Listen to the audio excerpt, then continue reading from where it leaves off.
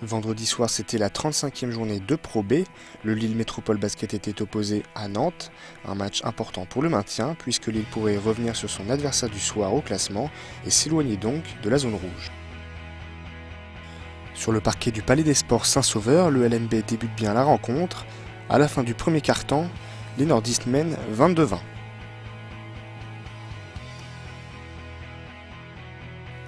Moins agressif et moins créatif dans le deuxième quart-temps, les Lillois laissent Nantes prendre les devants, 35-38 pour les Nantais. Au retour des vestiaires, les Nantais continuent de creuser l'écart, à l'image du meneur de jeu nantais Rafa qui enchaîne les paniers. Les Lillois résistent tant bien que mal, mais la défaite semble se profiler. À la fin du troisième quart-temps, le tableau des scores affiche 55-63 pour les Nantais. Dans la dernière manche, les Lillois sonnent la révolte et parviennent à revenir au score 4 secondes avant la fin du temps réglementaire. Menés de 8 points à 1 minute de la fin du match, les Lillois égalisent sur 2 lancers francs d'Almeida, 81-81, le Palais des Sports exulte. Dans la prolongation, les Lillois conservent leur bonne dynamique et parviennent à arracher la victoire. Score final 100-91. On était mal engagés et à la fin on arrive à gagner le match en prolongation, donc c'est que du bonheur. Grâce à ce match, les Lillois reviennent à une victoire de Nantes au classement. Et on est pas mal au niveau de la confiance, au niveau du jeu, au niveau de la défense. Donc c'est le travail qui paie et ça fait plaisir au moral. Cette victoire sera peut-être décisive en fin de saison pour le maintien. Prochain match à domicile face à Savalier le 4 avril. Ce week-end, le club de tir d'Aubourdin a accueilli les championnats de France des clubs de tir sportif à 10 mètres. 960 compétiteurs se sont disputés le titre à la carabine et au pistolet. Le tir Métropole Nord en Bourdin était un candidat sérieux au titre. Il était vice-champion de France en 2012 en catégorie adulte et champion de France 2013 en catégorie école de tir. Rappelons que cette catégorie est composée d'un poussin, d'un benjamin et d'un minime. C'est toujours un rendez-vous qui est très intéressant pour les petits et puis pour les grands. Les petits, c'est l'occasion de retrouver les grands champions, de les voir parce qu'ils n'ont pas souvent l'habitude de les rencontrer sur les championnats. Chez les enfants, le club de Bagne s'impose dans la catégorie pistolet et en carabine Saint-Pontarlier remporte le titre. Chez les adultes, Bordeaux est champion de France de pistolet et en finale de carabine, c'est le club nordiste de Bully-les-Mines qui l'emporte. C'est vrai qu'il y avait beaucoup de pression, mais une fois le quart de finale passé, on a pris beaucoup de plaisir et c'est la clé de la réussite. Cet événement a permis de médiatiser un peu plus ce sport méconnu du grand public. On a réussi ces championnats de France ici à Aubourdin. C'était superbe, on a eu les 3000 personnes qu'on voulait. Pour nous, une réussite totale. Si le club de Aubourdin ne termine pas sur le podium, il rentre tout de même dans ses objectifs puisqu'il finit 5e chez les jeunes et les adultes.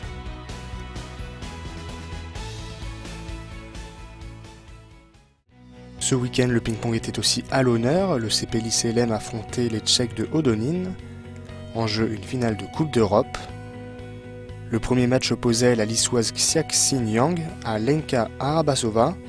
Retrouvez les meilleurs moments du match commentés par Guillaume Van der Schag et Jacques Secretin.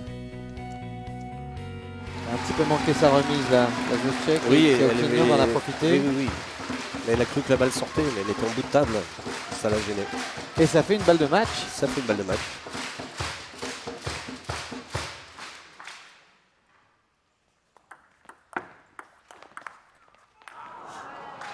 Un point bien construit par Lenka Arabasova.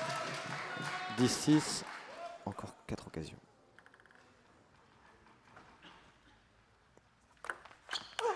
Et la première est la bonne. 11-6.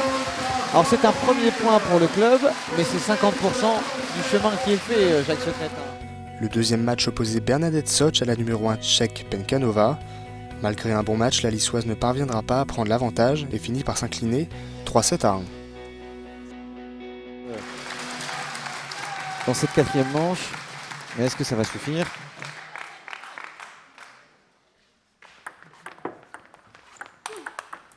Ouais, la balle était un peu haute. La base remise trop.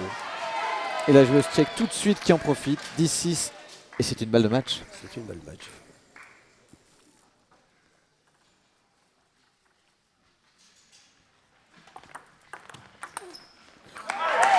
Ouais, quand elle est plus agressive sur la balle, ça se passe bien. Elle n'a pas été assez agressive pratiquement de tout le match. J'ai du mal à comprendre ça. Mais et pourtant, elle a énormément de caractère.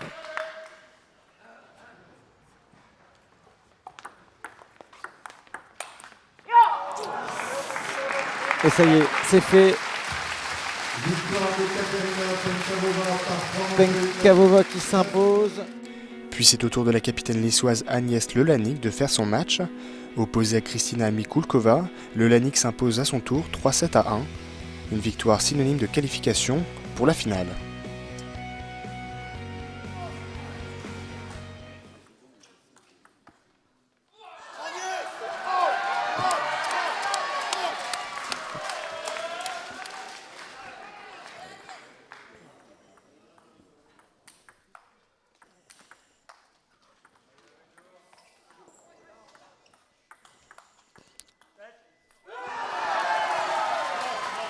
Comment ça, net? Superbe. C'est extraordinaire. Superbe point, mais l'arbitre dit net. Parce qu'il y a eu un portable. C'est dingue ça. Point à rejouer. Allez. Allez, on se C'est concentre. incroyable. C'est incroyable ça. Bon, c'est pas grave en soi. Hein. 10-2.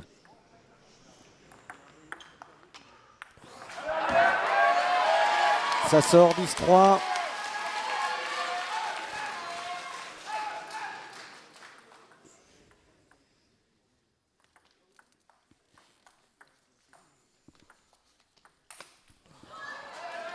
Agnès a tenté sa chance. Mais elle a de la marge, elle a de la marge. 10-4. Elle a encore un petit peu de marge pour aller chercher cet ultime point qui enverra directement le CP Nice les Danois en finale européenne.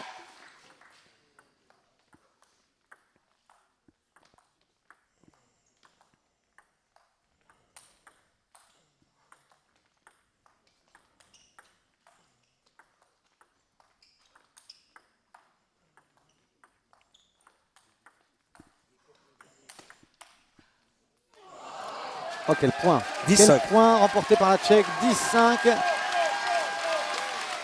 10-5. On Il y a sent toujours le un peu de public. suspense. Hein. Il y a du suspense. Hein. Il y a de la tension Il y a de là, la au pression. complexe C'est Jules normal, on Ferry. est dans le Nord. Il y a forcément de la pression. Et la pression, le CP Nice les Danois va pouvoir la boire puisque c'est fait. Superbe. Regardez ces images, Christian Briefeuille est entré sur le terrain, il n'a pas pu se contrôler. Le président du CP Nice, c'est une belle récompense pour tout ce club. Il faut qu'il fasse attention, le président. Il a déjà fait des infarctus. Il faut qu'il fasse attention. Regardez, tout le monde est debout. C'est historique, un club de la région sera en finale de Coupe d'Europe. Ça n'est jamais arrivé qu'un club de tennis de table décroche une finale européenne. La rencontre se solde par une victoire du CP Nice 3-1 contre le club tchèque d'Odonin. Et donc il y aura une finale européenne au bout. C'est historique dans le tennis de table régional, même dans le tennis de table français. On était là avec Jacques Secrétin pour assister à cette magnifique victoire. Votre analyse sur la soirée et sur les performances de chaque joueuse, Jacques Secrétin? Je crois qu'elles étaient chez elles. Elles avaient plus confiance. Elles se sont bien entraînées. Elles avaient un enthousiasme. Ouais, c'est une vraie équipe. Alors il y a l'analyse. Bravo les filles. Elles ont fait ce qu'il fallait. Alors vous l'avez dit tout à l'heure, hein, il y aura derrière, il y a une finale. Il y a une finale face à un club autrichien. De l'autre côté de la demi-finale. On va se préparer avec des gros matchs en championnat. On va recevoir Grand Quevilly, on va recevoir Metz. On sera prêt pour recevoir les Autrichiennes qui sont favorites. Mais bon, je pense qu'on a les possibilités de faire voir qu'à l'Issy-Lannoy, on a une équipe extraordinaire. Pour la première fois de son histoire, le CP Nice ira en finale de Coupe d'Europe. Le club devient également le deuxième club français à atteindre une finale de l'Etu Cup.